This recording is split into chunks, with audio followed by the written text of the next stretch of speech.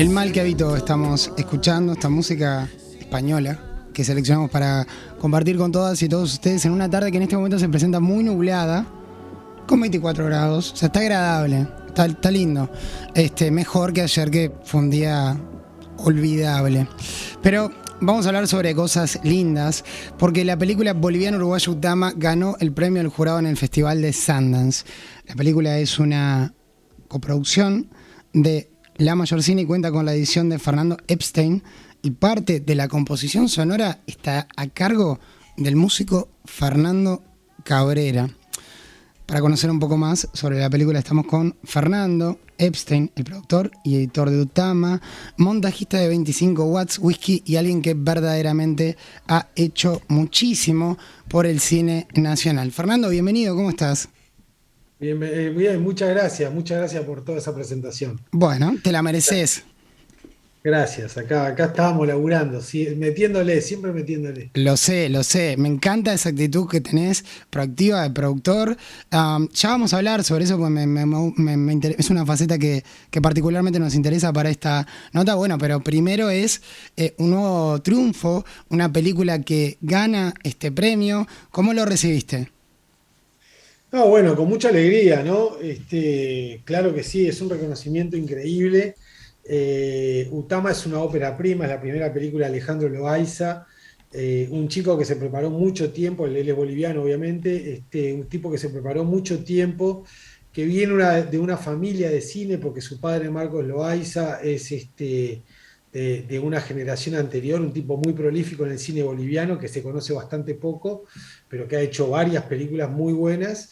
Pero bueno, Alejandro, como parte de esa familia, le tocaba su debut y debutó de una manera increíble. El Festival de Sundance es un lugar único para presentar la película, ganar ese premio. Lo único malo fue que se tuvo que comer la virtualidad, porque por el tema COVID el festival no pudo ser presencial, y eso realmente es, particularmente para Alejandro, un embole. Él Claro. ya había estado en Sundance con otras películas, con Monos, hace un par de años, y es un lugar bastante particular y qué sé yo, y bueno, siempre está buenísimo ver tu película con un público en una sala, ¿no? Creo que ese es uno de los regalos más grandes que tiene, esa sensación que te da, es uno de los regalos más grandes que te da el cine, y habérselo perdido por lo de la pandemia realmente es una... Pero bueno, está, cosas que pasan. La película fue bastante pandémica en el sentido de Ujú. que estábamos editando la película acá cuando cayó la pandemia, estábamos en Montevideo, nos fuimos a la casa de una amiga a Punta Rubia, al lado del mar, del océano, a editar, a seguir editando y a hacer la cuarentena. Luego Alejandro no podía volver a Bolivia porque Bolivia, digamos, o estaba cerrada y no habían vuelos, o era volver a estar totalmente confinado en un apartamento cuando acá ya se podía un poco movilizarse. Entonces se terminó quedando, vino por 3 meses y se terminó quedando medio año, pobre. Claro. Bueno, Pero pero bueno, es lindo Uruguay, también tiene lo suyo. y bueno, sí, estaba bien, estaba contento Estaba acá, pero contento. también extrañaba a su gente, su familia, en fin. Y también la playa, ¿no? Que Bolivia no está No, tan fácil. no, bueno, no, claro, totalmente.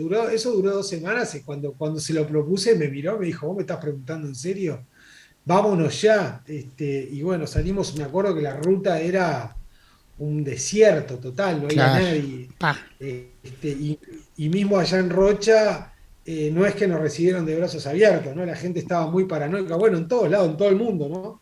Literalmente. No se sabía qué traía, y nosotros, digo, salíamos una vez cada 3 días a buscar alimentos y cosas, y la gente nos miraba como tipo, ¿qué hacen acá? No queremos a extranjeros, digamos, Claro, ¿no? claro. Ustedes Así nos eran miraban. los Pero extranjeros, bueno, eran como tiempos locos que tocaron. los peregrinos, los extranjeros. Los miraba con desconfianza. Ahora, en realidad hay varias cosas, ¿no? Fue más que un festival de Sundance, un festival de Zoom Dance, por lo que veo, porque claro, fue todo Tundas, total, Zoom Dance. Entonces, bueno, total. pero bien, algo importante, el premio, que nos quedamos con eso.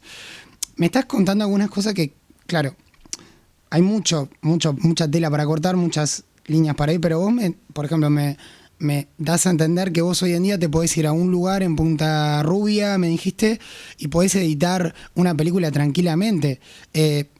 a ver, uno se imagina por fuera que las instalaciones para hacer cine involucran otro tipo de lugares, pero hoy en día con la tecnología vos tenés esa facilidad. Bueno, sí, la parte particularmente de montaje y de edición no es tan compleja. Precisa una computadora con cierta cantidad de RAM, ¿no? Con una buena memoria, con un procesador rápido.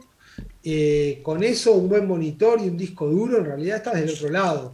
Lo interesante y divertido del cine es que a pesar de toda la parafernalia, los procesos más medulares, digamos, de la creación de una película, como por ejemplo la escritura, como por ejemplo el montaje, se hacen con cosas, con herramientas súper simples. Claro. Claro, el rodaje también es fundamental y ahí es otro cantar, ¿no? El rodaje implica maquinaria, transporte, equipo, elenco, en fin, ese es otro baile. Bien. Pero todo lo que es escritura, todo lo que es montaje, no requiere de una gran infraestructura.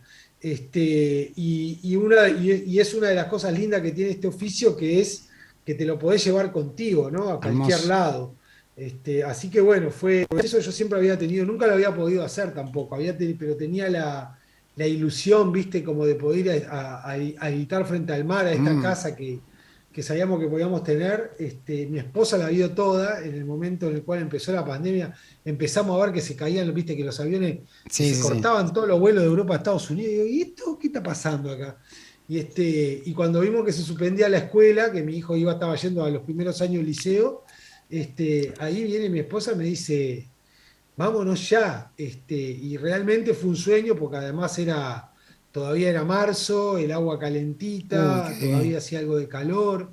Y bueno, para estar aislado y encerrado, bueno, estar encerrado con horizonte no es lo mismo, ¿no? Claro, eso es algo que estamos conociendo tu trabajo. Hay muchas personas que quizás están escuchando, están teniendo la posibilidad de escuchar por primera vez las peripecias de un productor de cine, un editor de cine, y ese privilegio de que tu trabajo entre en una mochila es algo realmente envidiable. Ahora, Fernando, dos cosas.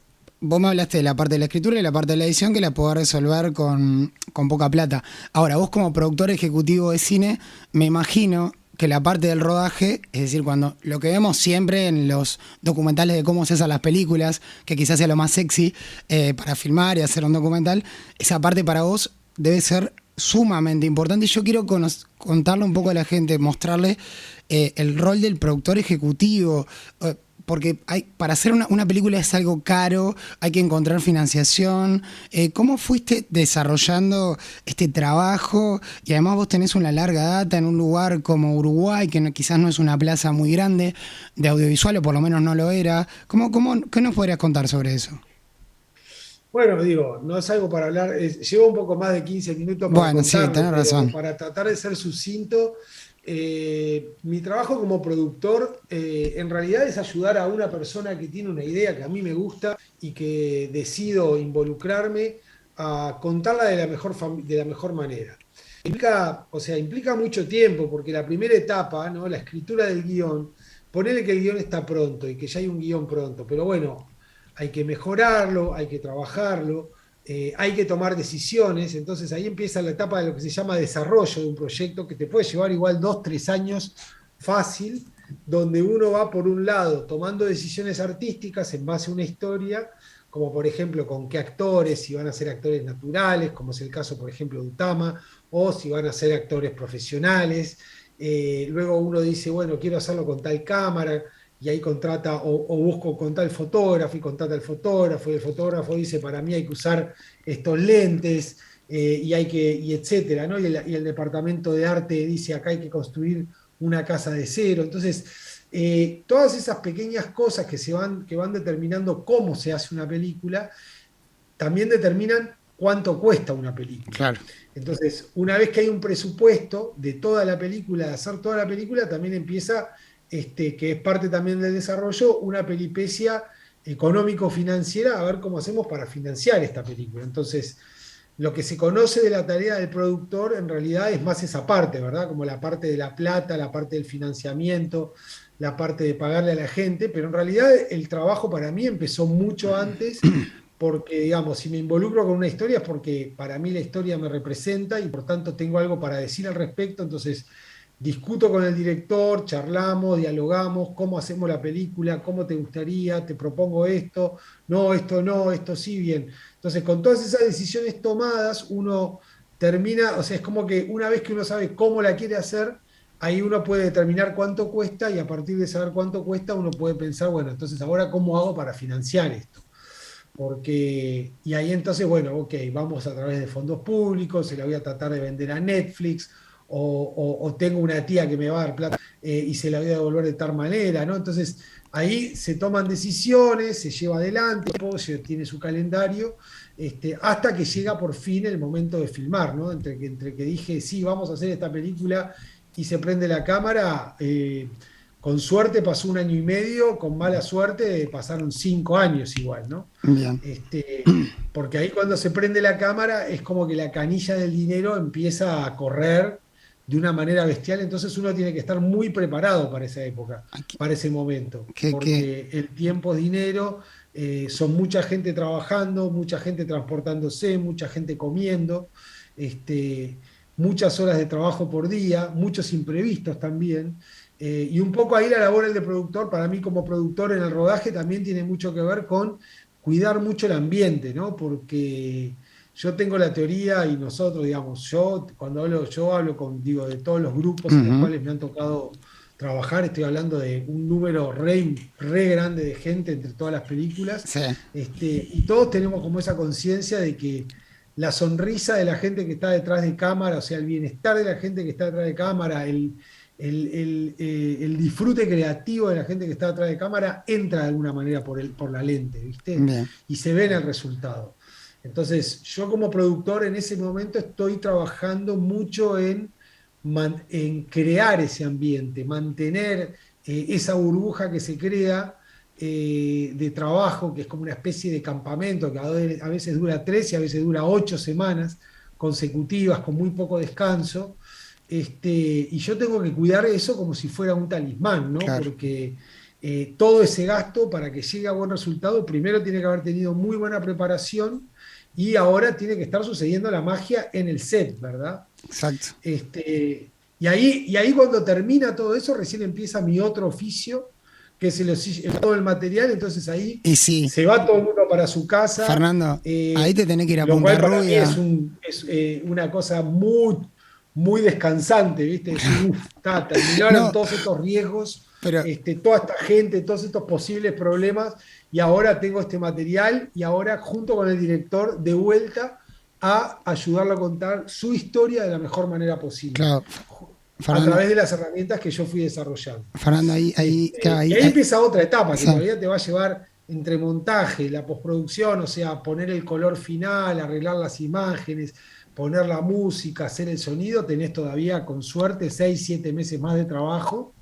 Este, recién para que entonces al final la película pueda empezar a buscar un lugar en donde salir, ¿verdad? Un lugar como por ejemplo pasó con Utama, un lugar como Sundance, donde la película pueda tener una salida que genere prensa, que genere comunicación, que se hable de la película y entonces empezar a competir contra toda la monstruosidad de películas que hay en la vuelta por el interés del público, ¿verdad? Este, Así dicho todo esto, en 15 minutos suena como, bueno, seguro que fácil no suena, pero es mucho más No, difícil de lo que no, suena suena, igual. suena muy, Pero muy, bueno, los que hacemos esto lo amamos, ¿viste? claro, Entonces es como que, qué sé yo, sarna con gusto pica menos por lo menos, no es que no totalmente, pica. totalmente, no. Y claro, yo ahí te entiendo, digo, claro, andate a Punta Rubia y estar tranquilo después de todo lo que, todas las variantes que tenés que controlar. Pero Ah, muchacho, no, en ese momento sabes como estoy loco de la vida. me De todas imagino. maneras, Utama es una película en la cual yo no participé en la producción, simplemente fui contratado como editor, freelance, un poco, supongo yo, por mi carrera y por mi experiencia, porque también además trabajé, bueno, claro, haciendo las primeras películas de directores uruguayos, trabajé en muchas óperas primas. Claro. Entonces también tengo como una idea de cómo tratar con este tipo de proyectos que son más delicados que otras. En fin, nada, me eligieron y yo estoy feliz porque me hayan elegido porque es una película realmente hermosa. Fue un desafío al mismo tiempo porque para empezar la película es 90% hablado en quechua, que se imaginarán que no hablo una palabra, entonces tenía que editarla con la asistencia de un guión, con el director cerca, que tampoco era un experto en quechua, pero que entendía un poco más que yo, y luego pasarla por algunos filtros de gente que sí sabía, que para que nos diga, che, no, mirá que esto está mal dicho, Ay, mirá que ay, acá hay ay. un furcio, o sea, yo no tengo cómo detectarlo, ¿entendés? No, me Entonces, imagino. bueno, como todo ese es trabajo colaborativo, y eso es una de las cosas más hermosas que tiene el cine, ¿no? La verdad que es un laburo en equipo muy grande. Me imagino que claro, al ser los operaprimistas, digamos, los chicos que llevan tenés que ser un poco psicólogo también, un poco coach, mimarlo un poquito. ¿Te pasa eso? Porque como me dijiste, me contratan como hice muchas óperas primas, fue lo primero que se me vino a la mente. Y sí, totalmente, es un poco eso. Y eso lo tiene las dos cosas, tanto de productor como editor, vos estás un poco, digamos, haciendo cosas totalmente distintas, estás lidiando en realidad con la misma esencia, que es contar una película de la mejor manera posible y ayudar a quien tuvo esa idea, que no solo tuvo la idea, sino que también antes de todo ese proceso que yo te conté, capaz que se la pasó 3 años escribiéndola, Claro. ¿entendés? Y puliéndola y trabajándola hasta el momento en el cual empieza toda esta maquinaria a funcionar, ¿verdad? Tengo, Entonces, sí, es un momento delicado. Hay que saber cómo decir las cosas porque hay veces que uno detecta cosas que no van a funcionar, y a veces la manera más rápida de llegar a algún lugar en esto de hacer cine es yendo por los atajos, o sea, haciendo la vuelta larga, ¿no? Como digamos, si yo le digo al director, no, no, esta toma es una mierda, que es lo que de repente estoy pensando adentro mío porque estoy de mal humor, y digo, che, qué mierda esto. Donde yo le diga eso, lo bueno que tengo para sacar de esa toma, voy a demorar meses en poder traerlo de vuelta, porque somos personas, ¿viste? Y las claro, personas, digo, imagínate con todo ese esfuerzo que venga alguien de no, afuera. Entonces, sí, el editor tiene muchísimo de psicólogo, me encanta. muchísimo. Me encanta aparte conocer esos detalles de la profesión. Tengo dos preguntas más para hacerte porque sé que tenés, me imagino que estarás impulsando proyectos, películas y no te quiero robar más tiempo, pero una me genera curiosidad, aparte que te tengo acá, lo quiero aprovechar para saciar esa curiosidad. Vos dijiste al pasar una tía y claro, imagínate, ¿no? Tengo una tía muy pudiente que está dispuesta a vender su chalet en Atlántida para que yo haga mi película. ¿Nos podrías contar cuáles fueron las fuentes de financiación más rara que pescaste o algo que te llama la atención? Bueno, mirá, 25 Watts fue mi primer película en todo sentido, ¿verdad? Estamos hablando de el año 99-2000. En el 99 trabajamos en el desarrollo y en el 2000 filmamos. Y era toda una quijotada tremenda, Claro. ¿verdad? Era como una especie de locura ponernos ponernos, digo, porque éramos un grupo, éramos los directores, estaba yo, había un equipo de gente. La tarea de hacer una película que costaba, no sé, ponele, voy a decir números, ¿no? Ponele que costaba esa película total y entera, filmarla $250.000 y teníamos 25.000, ¿entendés? De los cuales, por ejemplo, había un poco de plata de mi abuela, un premio que nos ganamos en la Intendencia de La abuela Montevideo, siempre está, la abuela. un poco de plata en esa época de Lucky Strike, la marca de cigarrillos, qué sé yo. Había como que digo, pucha, ¿cómo vamos a hacer esto, no? Y entonces armamos una especie de cooperativa donde le dijimos a la gente, miren, nosotros queremos hacer esta película contigo y lo que tenemos para ofrecerte en realidad es la experiencia de hacerla. Ahora, ponele que de repente, quizás con mucha suerte, en el futuro la película hace plata. No te lo puedo asegurar, pero nos vamos a preparar y hacer lo mejor posible para eso, pero no te lo puedo asegurar. ¿Querés trabajar igual? Sí, trabajo. Bueno, entonces, si el día de mañana hay plata, te va a corresponder, la película costó tanto, tu aporte de trabajo es tanto, vas a tener ese porcentaje, ¿verdad? Este, y así fue como financiamos, o sea, los actores, incluido Walter Reino, que en paz descanse, que era un actor con una carrera enorme, se acopló a esto.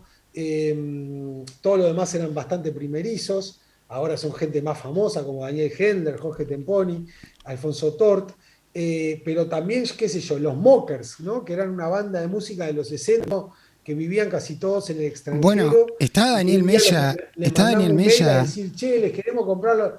queremos los derechos de las canciones, no tenemos plata, aguantan entrar. Y la gente se copaba con esa, pero todo el mundo sabía que en el mejor de los casos, ponerle que la pasábamos en Cinemateca, nos cagábamos la risa entre nosotros y hasta luego, ¿viste? Y ahí la película entra en el Festival de Rotterdam, la corrida para el festival, gana el premio, viene acá, imagínate, viste, en esa época un premio, ahora vos decís, Utama ganó un premio y se escuchan los premios, la gente ya sabe, qué sé yo. En esa época fue como una especie de Maracaná, viste, o sea, tipo, película uruguaya en Rotterdam. La gente ni sabía dónde era Rotterdam, pero era tipo, entonces la vieron más de 50.000 personas la película en el cine, ¿entendés? Y de pronto teníamos plata para repartir. Y después la película se vendió en otros países también. Y bueno, fue como, eso fue, yo creo que eso fue, esa es la experiencia más increíble porque todavía sí te la cuento y la siento todavía, ¿viste? Claro. Todo el calor de esa gente, todo el esfuerzo, como, ¿viste? Además como producir una película tiene mucho que ver como con construir hacia el futuro, ¿entendés? Es algo, lo planteás, lo gente, no, así sí, así está, llegás a una conclusión, vas y se lo planteás a la gente. Todo proceso es larguísimo, ¿viste? Y bueno, nada, cuando después viene el éxito, la verdad que es como una recompensa enorme, ¿no? Fernando, creo que aparece Daniel Mella en 25 Watts, también que hoy en día es un escritor súper reconocido en nuestro país. Creo que es el novio de la profe de italiano, si no me equivoco. Lo que, perdón, te escucho Que, mal. que creo que aparece Daniel Mella, que después se volvió una escritora importante en nuestro país, que es el novio Sí, de la... claro, Daniel hace el personaje que se llama Lalo y es el novio de la profesora de italiano que maneja el auto, lo salvan de que a Leche, el protagonista, Claro, lo caguen a piña los securities, y el tipo después la va llevando en el auto a desgano con la profesora de italiano, que es Carolina Presno, una actriz hermosa y genial, una genia. y el tipo le dice, vos flaco, no me vomites el auto. Todavía pienso, sí. Y Daniel, sí, claro, Daniel hasta el día de hoy es un, nada, qué sé yo, hace un par de años, viste, que pudimos hacer en la nueva Cinemateca, hicimos un reestreno como con la excusa de los 18 años del rodaje de la película, y bueno, apareció Carolina, apareció Daniel, nos reencontramos con un montón de gente, el que hace de Blandengue, que es, ¿cómo se llama? Suárez, un actorazo con tremenda carrera, eh, qué sé yo, no sé, sí, incluso Daniel Mella, pero de ahí salió una camada importante. Bueno, Manolo Nieto, que era el asistente de dirección, ahora el año pasado estrenó su tercer película en el Festival de Cannes, o sea, sigue la cosa, Pa, ¿viste? Y si bien no trabajamos más juntos como trabajábamos antes, seguimos amigos como siempre, ¿no? que me encanta porque te escucho hablar y como, nada, que entiendo cómo es la realidad nuestra, es súper inspirador y todo lo que han hecho y todo lo que han construido y cómo se han movido y que vos arrancaste diciéndonos en la nota, pero tengo que trabajar, tengo que seguir y me parece que es un ejemplo recontra lindo transportarlo a otras profesiones de nuestro país. Hoy en día, a ver, Uruguay está bien, es un país lejano de las grandes capitales del mundo, pero por lo menos con internet y otras maneras de acceso podemos quizás robar alguna cosita, pescar alguna cosita. Y la verdad que tu historia tiene mucho que ver con eso, ¿no? Dándole plata a las abuelas hasta llegar a Sundance. En fin, la verdad que te quiero agradecer mucho estos minutos para Radio Canales y te quiero hacer una pregunta última, si me lo permitís, Fernando. Sí, claro. Porque veo que hay como... Creo que hoy en día hay un mercado muy importante que son las series en el mundo. Se estrenan muchísimas series. Uruguay no ha sacado tantas series. ¿Por qué crees que todavía no hemos aprovechado este formato que se puede encajar en streaming, que se puede encajar en web? ¿Tú tenés alguna reflexión al respecto? Sí, tengo, claro que sí. Mirá, por un lado, acá en Uruguay siempre hubo un eslabón perdido entre el teatro y el cine, que es la televisión, ¿verdad? O sea, la Ujú. televisión de ficción ha brillado por su ausencia o su escasa presencia, ¿verdad?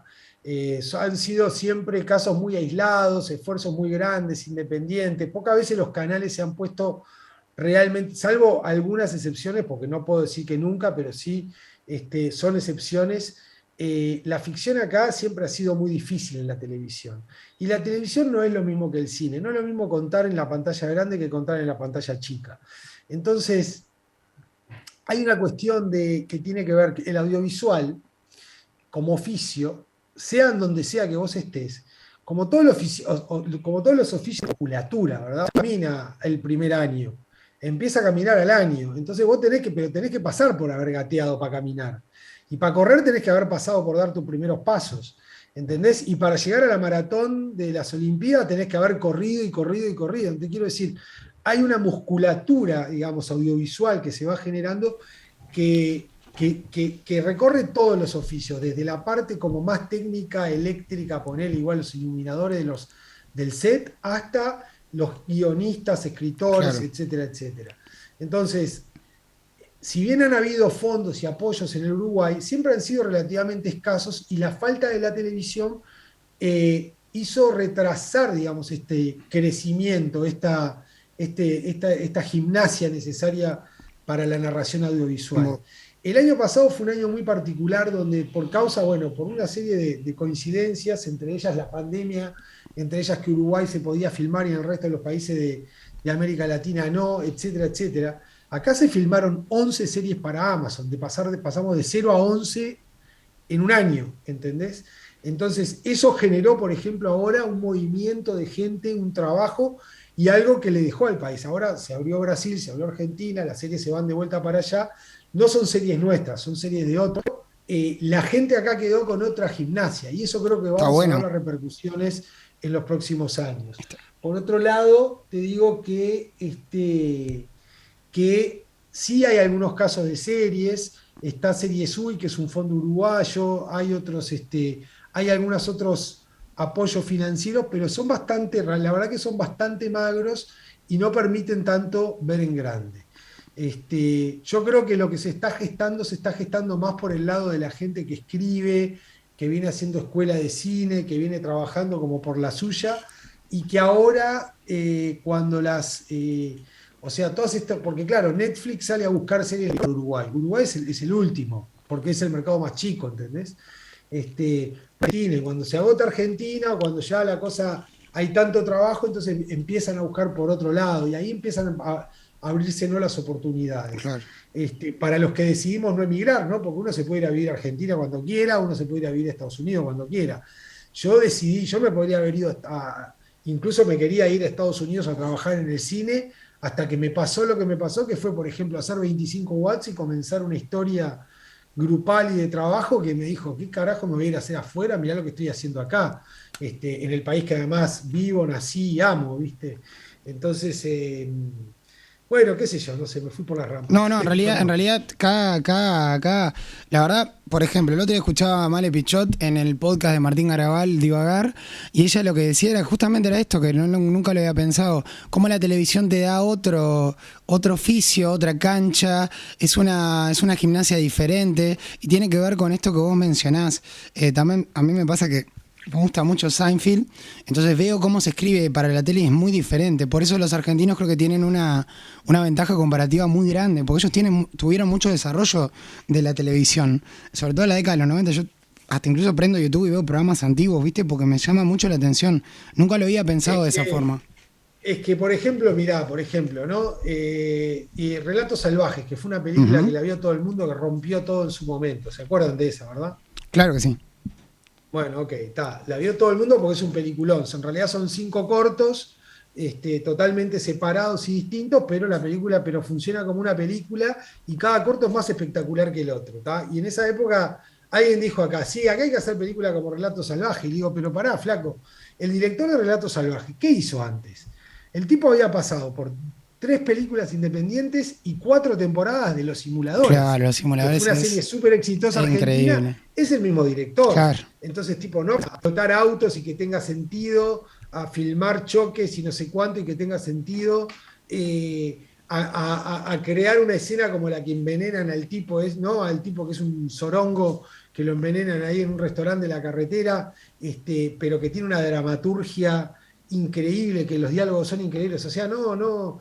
El cine tiene eso de que uno lo ve y parece tan fácil a veces, ¿viste? Sí, obvio. Acá te estoy contando que para hacer 25 watts, que te digo, que es una película chiquita, hecha con muy escasos recursos, nos la pasamos de repente 3 años haciendo la película. Imagínate una cosa así, ¿entendés? No, tremendo.